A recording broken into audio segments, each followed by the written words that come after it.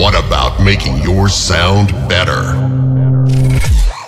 Hey guys, today we're going to talk about producing music at home. Unlike in the past, music can pretty much be made from anywhere thanks to modern technology, which opens up the doors to anyone who's interested in producing music, but also adds a lot of competition into the mix. In this video, I'll share my tips with you for the gear that you should get, as well as the best ways to learn how to produce music from home. I'll start with what I call the necessities of home music production. The first thing you'll need is a computer. Many people ask whether they should go with a PC or a Mac, and to be honest, a lot of it comes down to personal preference, but also budget. I'll talk a little bit about the specifications that you should be going for. A lot of producers prefer Macs, but you can definitely purchase a PC that is just as good, probably for a lot less money. So if you're looking to get more bang for your buck and you're on a budget, I would definitely look into your options for PC. Either way, I recommend getting a computer with as much RAM, storage, and processing power as you can afford. If you're gonna spend your money anywhere, I recommend it to be on your computer because a mediocre computer might work for a little while. Eventually, as you get better, your projects will start to get more complex and require a lot more computing power, and at that point you'll definitely have to upgrade anyway. So if you have a little bit of extra money to spend, I would do so on making sure that you have a high quality, high performance computer to work on. I also highly recommend getting a computer that has a solid state drive or SSD. These drives are way faster, they come in most new computers now, and they're pretty dang quiet, so they're really great for being used in a recording studio environment. Lastly, I recommend either purchasing a computer with a big screen like an iMac or something like that, or at least getting a big monitor that you can plug your computer into, because it gets very difficult, especially as your projects get more complicated, to work on a small screen. Next, you'll need to choose your DAW or digital audio workstation. There are many DAW options, with the most popular being Ableton Live, Cubase, Pro Tools, Logic Pro 10, and a couple of other ones. New producers often struggle with deciding on your DAW, and you'll hear different things from different people, but good music can be made on any DAW, so it comes down to what you're most comfortable with and your personal preference as well. If you're struggling to decide, all of these DAWs have trial versions, so maybe download a few of them and see which one works best for you and which one comes the most naturally. The last absolute necessity of a good home studio is a great pair of headphones. Good headphones are extremely important and can range anywhere from $100 to over $1,000. Having the right headphones ensures that you're hearing the mix properly, as well as your reference tracks clearly and correctly.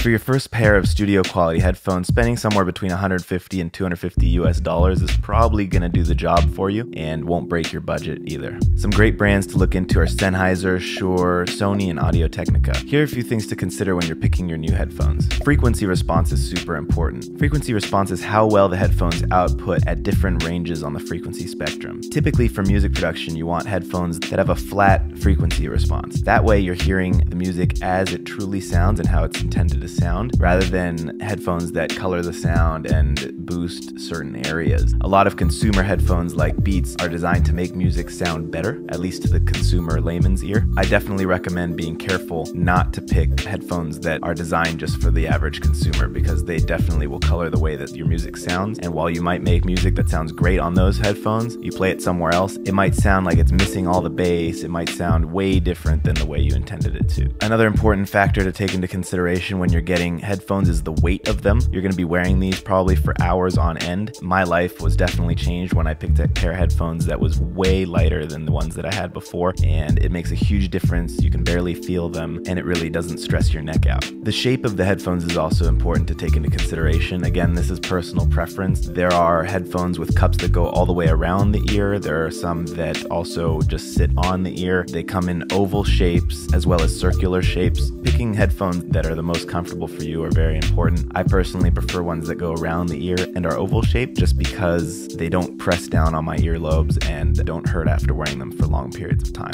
Next, we'll move on to the gear that's not 100% necessary, but highly recommended for your home studio. First, I suggest you get a sound card. A sound card is a device that allows inputs and outputs to be connected to your computer. This is important if you want to connect high quality studio monitors or instruments such as microphones, guitars, or anything else. There are many great options for sound cards, and the price is usually going to depend on how many inputs and outputs you want to have. Typically, sound cards can run anywhere from around $100 to thousands of dollars. If you're just starting out, probably something with 1 to 2 inputs is fine, and you can probably spend less money on it. But if you do want to be recording multiple instruments and have a more complex setup, you might need to spend a little bit more money on it. Some great brands to look into are Focusrite, Universal Audio, and Apogee. Now that you've got a sound card, it's time to hook up some speakers. Ideally, you don't want to be producing on headphones all the time. Granted, when you're in a home studio situation, that might be your only option sometimes, so you have to make do with what you've got. But having speakers makes a big difference because you can hear your music in a more natural environment. Even though your acoustics might not be the best in your home studio, you'll still be able to hear how it sounds in the real world, and that can make a big difference, as well as protecting your ears from having the harm of wearing headphones all the time. Typically, high quality monitors can range from around $300 to many thousands of dollars for a pair. For your first pair, especially if you're producing from home, you probably don't need to go for the biggest, most expensive speakers. It might be overkill for your room. While bigger speakers usually have a better range of the frequency spectrum that they output, having those giant speakers might really just be more of an issue for you than having smaller, properly sized speakers for your room. Some popular brands to look into are Yamaha, KRK, Adam, Neumann, and Mackie. With studio monitors, you'll be looking for similar qualities as you did with the headphones, looking for a flat frequency response, and you also want to see what sort of range they can hit from the minimum frequency response to the highest. If your speaker can't quite hit the low frequencies, you might want to consider getting a sub. However, I would typically produce with the sub off because it can really distort your perception of how much bass there is in the track. I would just use the sub to check your mix when you're working on it. You want to make sure that your music sounds good without a sub because most people won't be listening on speakers or headphones that go down to those frequencies anyway. The next item I highly recommend getting is a MIDI keyboard. With a MIDI keyboard, you can play any instrument just by plugging it into your computer, and they work with any DAW. Ideally, if you have the space, I would recommend a keyboard with at least 37 keys so that you can play with both hands comfortably, but you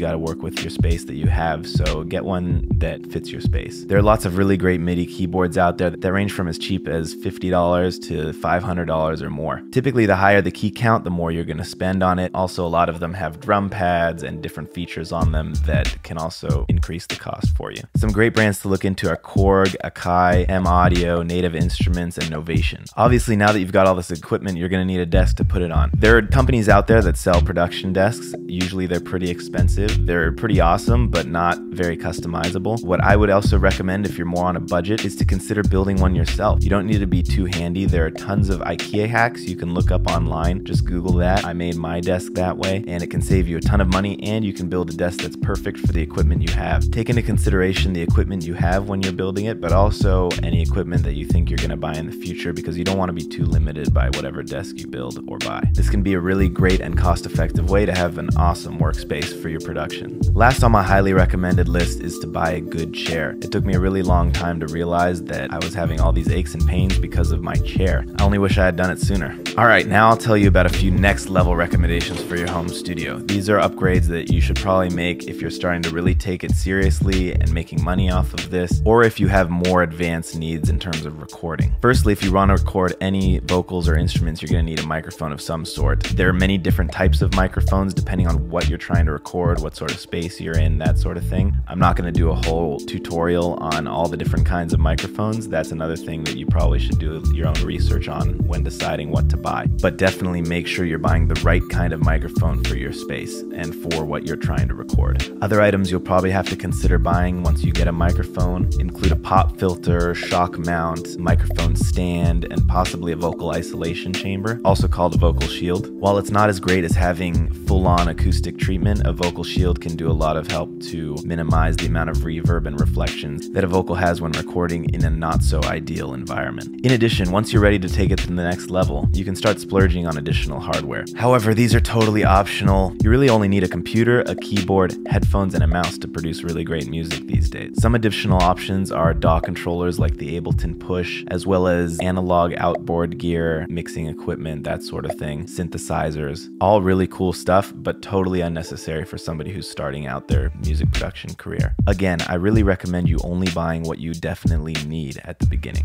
Lastly, here are my Be a Pro recommendations. These probably should only be purchased when you have your own dedicated studio space in your house and are really starting to make a career out of this and have serious income from your music career. Firstly, you can purchase acoustic treatment. That would probably be the first step when you're building out a studio setup. Acoustic treatment usually consists of pieces of foam that are designed specifically to catch frequencies and either deaden a room or just improve the acoustics of the room. When setting up a studio, I definitely recommend doing your own additional research to enhance the room and create the best possible acoustics. Next, you can also build or purchase a vocal booth. This is a step up from a vocal shield. Basically, you'll be creating a space in which there's very little to no reverb and creating the best ideal environment for a vocalist to record their voice. Also, it's important, even at the beginning, to reference your music on different speakers and headphones, different quality. You want to make sure that your amazing track doesn't just sound amazing on your great studio monitors. It's got to sound good in the car, on Apple earbuds, on laptop speakers, and everything else, because that's where your